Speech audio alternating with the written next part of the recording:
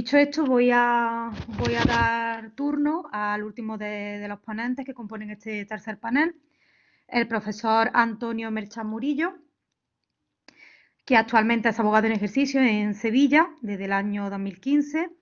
Desarrolla labor docente e investigadora en el Centro Universitario San Isidoro, centro adscrito a la Universidad Pablo de Olavide. Forma parte del grupo de investigación Sociedad Digital y Creatividad y del grupo de investigación Plurilingüismo, Multiculturalidad y Derecho. Fue también alumno del programa de doctorado de Derecho de las Nuevas Tecnologías en la Universidad Pablo de Olavide, en Sevilla, y máster universitario oficial de Derecho de las Nuevas Tecnologías. Y culminó su tesis doctoral en febrero de 2015. Ha escrito 2 libros, varios artículos en los que se trata esencialmente de temas relacionados con administración electrónica, firma electrónica y demás. Y su ponencia se titula La ciudadanía ante sí misma y participación versus elaboración de perfiles algorítmicos. ¿Es posible la moderación del contenido en línea? Pues cuando quiera, profesor Merchán, tiene la palabra. Gracias. Como no puede ser de otra manera, muchísimas gracias por la presentación, María Dolores. Y por supuesto, muchísimas gracias, Jorge, por permitirme estar aquí y hablar sobre este tema. Siempre un honor y un placer poder participar y estar aquí presente con vosotros y hablar de estos temas que además interesan y mucho. Bien, en primer lugar, debemos hacernos eco, quiero haceros eco de una noticia que se publicó el 30 de enero de 2019 en el Wall Street Journal sobre las compañías de seguros de vida, en las que hablaba sobre en esa noticia de que pueden usar perfiles de las redes sociales para determinar las tasas de primas de seguro, lo que llevó a recomendar el propio periódico a una serie de trucos para la vida, era la de para camuflarse ante este espionaje, incluso en las redes sociales y en la vida diaria, ¿no? Que era, uno, no publicar fotos de uno mismo fumando o de juerga, no publicar fotos de uno mismo haciendo deporte de riesgo, usar dispositivos de seguimiento de estado físico para como mostrar preocupación para la salud, comprar alimentos saludables online o hacerse fotos con ellas y subir a las redes sociales, visitar o pasar por gimnasios simplemente con el rastreo de ubicación móvil activado, cuestiones que nos llevan a pensar que en ese contexto debemos observar como Internet si tenemos en cuenta como un espacio donde nos ponemos en contacto con gente, ya sea para estudiar, trabajar, hacer negocios o quién sabe, si triunfa el amor. Entonces, podemos comprobar cómo Internet es real como una ciudad global, la más grande del mundo, millones de habitantes o miles de habitantes, pero invisible. Si tenemos una nueva ciudad, necesitamos conocerla y saber cómo ser un buen ciudadano, lo que no es fácil. Internet, nuestra ciudad, cambia. Direcciones prohibidas, donde antes se podía circular, que crecen, cambia rápidamente y todo prácticamente sin darnos cuenta. Los que viven en Internet vamos a considerarlos ciudadanos digitales, porque se mueven en él y tienen que aprender normas de comportamiento que son apropiadas y la responsabilidad en materia de uso de la tecnología. Hablamos de saber ser y saber estar. Pero en el fondo es eso, es la adquisición de determinadas competencias para la participación activa en una sociedad digital. Por ello, la comprensión del medio es necesaria para que los usuarios defiendan sus derechos, pero también conozcan sus responsabilidades y proteger y promover lo que son los derechos humanos, la democracia, un Estado de Derecho, básicamente en un ciberespacio en el que parece que se pierden. Sin embargo, no se pierden, están presentes. Lo que pasa es que no sabemos ni siquiera que están ahí o no sabemos ni siquiera cómo defenderlos. Especialmente cuando hablamos de elaboración de perfiles. En este sentido, tanto el sector público como el privado están interesados en construir inferencias confiables que puedan guiar la toma de las decisiones de las propias personas que participan. La actividad de perfiles por parte de las autoridades gubernamentales y el vínculo entre la elaboración de perfiles puede considerarse como una especie de vigilancia estatal. Pero hace a través de las empresas privadas en muchos casos. Pensemos que podrían ser como cualquier tipo de aplicación. Pensemos, aunque ahora mismo estaría bien vista, la aplicación COVID. El enfoque principal es que utiliza la elaboración de perfiles, algoritmos y los efectos que esto puede tener al individuo perfilado. Porque la elaboración de perfiles se define como un registro y una clasificación sistemática y deliberada de los datos como personas. Por lo tanto, un perfil es una recopilación de datos que se refiere a una persona. El paso a la era digital ha transformado la creación de perfiles algorítmicos automatizados, cuyo resultado del proceso es la minería de datos. En este proceso, los algoritmos buscan patrones de correlación dentro de esos datos. Por tanto, la elaboración de perfiles es inductiva y produce nuevos conocimientos a partir de conocimientos ya existentes. Y lo que hablamos de lo que podría ser un análisis de correlaciones. Dijo el señor las estrategias de precios, las campañas de marketing, las campañas políticas exitosas depende de la capacidad de dirigirse de manera óptima a los consumidores y votantes. Claro, porque los perfiles a menudo se alimentan de datos personales proporcionados por los propios usuarios, pero las inferencias automatizadas son extraídas de información existente que en principio no es sensible, es decir, no personal. Es decir, porque tenemos que dividir lo que es un dato personal de lo que no es personal. El dato personal está claro, es el propio individuo, pero el no personal es la propia transacción. Esa transacción que nadie piensa que puede ser monitorizada. Y al final su conclusión, es decir, cómo se finaliza esa transacción. Lo que es la transacción en sí, nadie piensa en ella. Y las corporaciones pueden tener perfiles basados en esos tipos. ¿Por qué? Porque lo que utiliza es la reidentificación, tecnología reidentificativa. Y las inferencias, en el fondo, pueden ser de comunicarse abiertamente al usuario a través de una simple publicidad y el propio usuario las admite, las asume sin más. Y puede ser lo contrario, es decir, es ocultada. Y esa base en datos recopilados y vendidos por propios corredores de datos. Pensamos en Cambridge Analytica, sin más. ¿Qué daño pueden sufrir los usuarios por el uso de esos datos? Pues la discriminación es un ejemplo de ello. Ahora bien, en una economía de datos como la actual, la vigilancia también interviene. Por lo tanto, la economía también, en esa economía también favorece el Estado. Por parte del Estado en conjunto con sus socios comerciales. En este contexto debemos hablar de una asociación de vigilancia público-privada, un concepto que ha sido utilizado para ilustrar el esfuerzo cooperativo realizado entre los propios gobiernos y las corporaciones para recopilar cantidades masivas de datos personales de los propios usuarios. En ese sentido, debemos hacernos eco de muchas noticias que han salido a la luz en las que la ubicación de las diferentes aplicaciones de teléfonos inteligentes ha alcanzado una cifra de casi 21.000 millones de dólares y hablamos de 2018, así que imaginaros en el presente. De hecho, una de las noticias más contundentes que me he encontrado buscando ha sido que Google pagó a Mastercard millones de dólares por su capacidad de rastrear si los anuncios en línea de Google llevaron a comprar en tiendas físicas u online. En relación con lo anterior, el grupo de trabajo del artículo 29, en una de las directrices de 2008, guardó silencio sobre cómo el Reglamento General de Protección de Datos clasificaba los procesos que conducen a esas inferencias.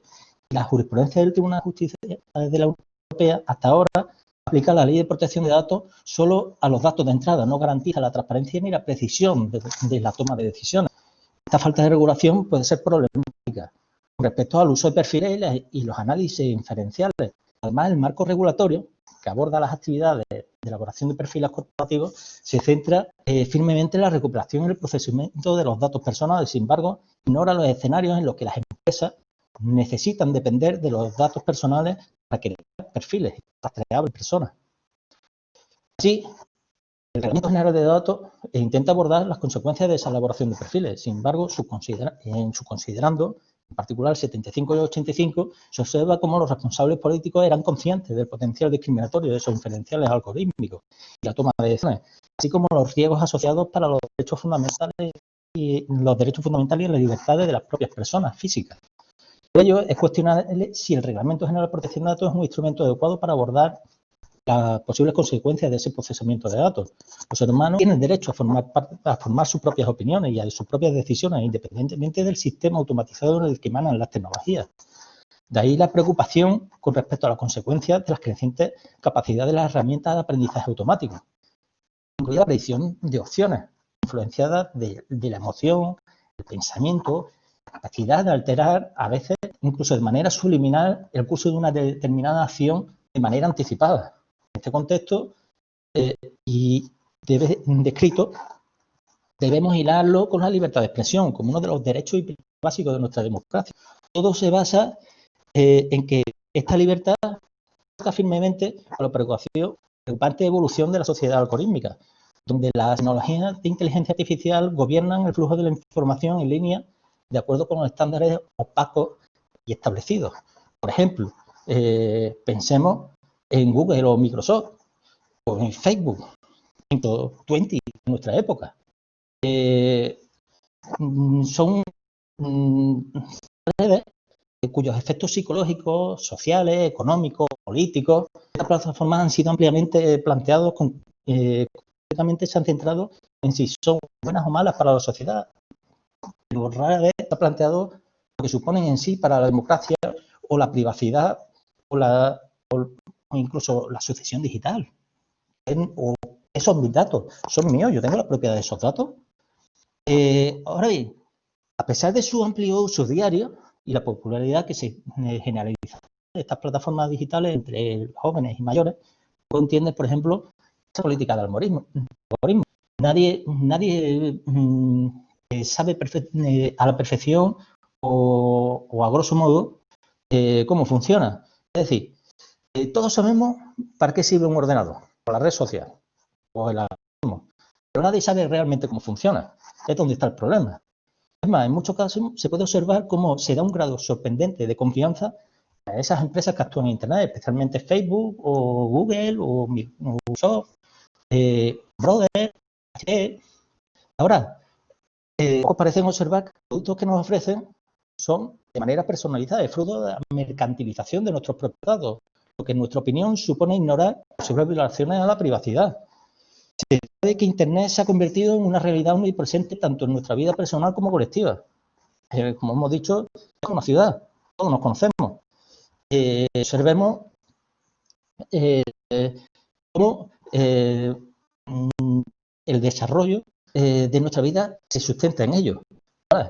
Poco parecen observar o hicieron observar el preámbulo de nuestra ley orgánica de protección de datos y derechos digitales, como en el apartado cuarto del preámbulo habla de una deseable futura reforma de la Constitución que debería incluir entre sus prioridades la actualización de la Constitución en la era digital. Habla de una nueva generación de derechos digitales. Y no falta razón en ello. De esta forma debe tenerse en cuenta el papel de la libertad de expresión sigue siendo primordial. Sin embargo, los desafíos que se plantean por la sociedad económica llevan a centrarse en potenciar la dimensión positiva de este derecho. La introducción de nuevos derechos de los usuarios y obligaciones de transparencia y rendimiento de cuentas para todas las redes sociales o todos los motores de búsqueda y inyecte valores democráticos en el entorno digital, dado que el flujo de la información está activamente organizado por intereses comerciales, impulsado por la maximización del beneficio en lugar de la democracia, la herencia o esa rendición de cuentas. Porque ni la privacidad ni, por supuesto, la reputación son tomadas en cuenta por la ciudadanía digital. Y proteger la información personal en línea es importantísimo. Pensemos que la revelación que supuso la de Cambridge Analytica, la compra de datos del INE, la modificación que se llevó a cabo por la ley orgánica en cuanto a la ley orgánica del régimen electoral general, que fue declarada inconstitucional. Hablamos de un tejido invasivo. En este contexto, todo el mundo está de acuerdo en que debe permitir a todo lo que funciona especialmente en Internet rastrear los datos de los usuarios. Pero nadie parece querer entrar a valorar cuestiones como la siguiente ecuación. Seguridad contra libertad, privacidad, conveniencia, facilidad de vida. Es decir, consecuencias contra cualquier implicación que tenga para la democracia y para nuestra vida en sí. Porque cuando se plantea la segunda parte de la ecuación, cuando empezamos a hablar de una preocupación individual en vez de una preocupación colectiva.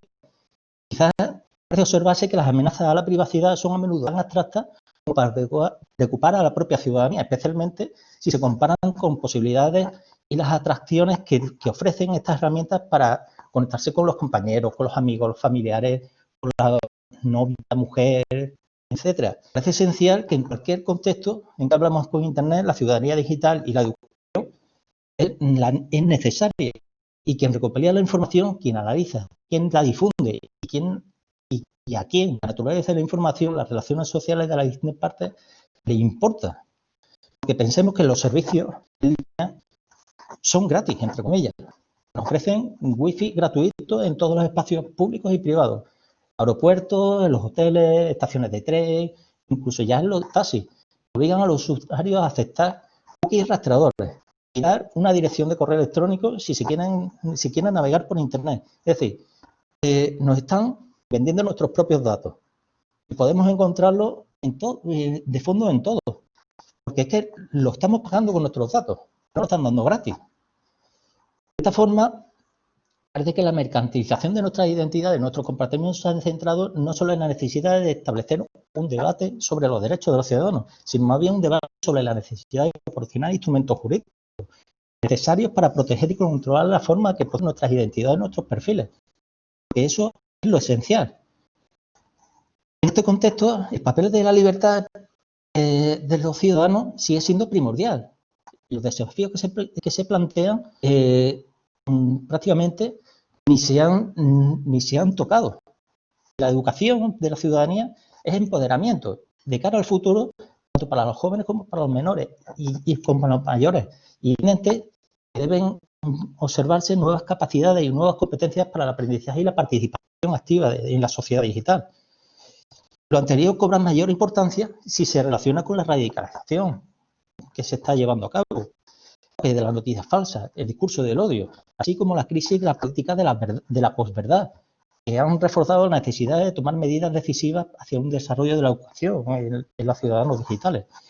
En conclusión, resulta importante observar los peligros para la privacidad y para la democracia que están representados por el poder de las propias empresas tecnológicas y los gobiernos.